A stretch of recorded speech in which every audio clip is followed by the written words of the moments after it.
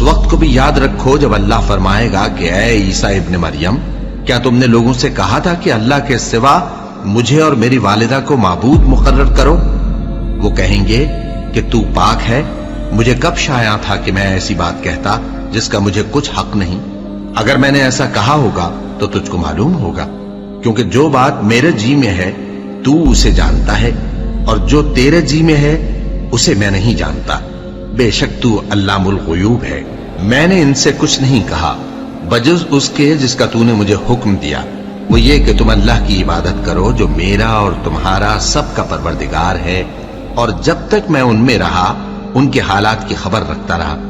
फिर जब तूने मुझे दुनिया से उठा लिया तो तू ही उनका निगरां था, और तू हर चीज से खबरदार है।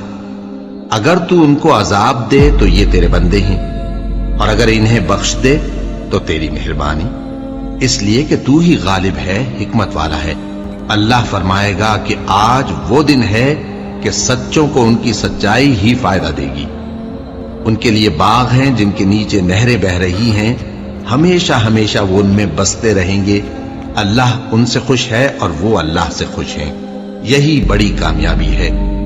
आसमान और जमीन और जो कुछ इन दोनों में है, सब पर अल्लाह ही की बादशाही है, और वो हर चीज पर कादिर है।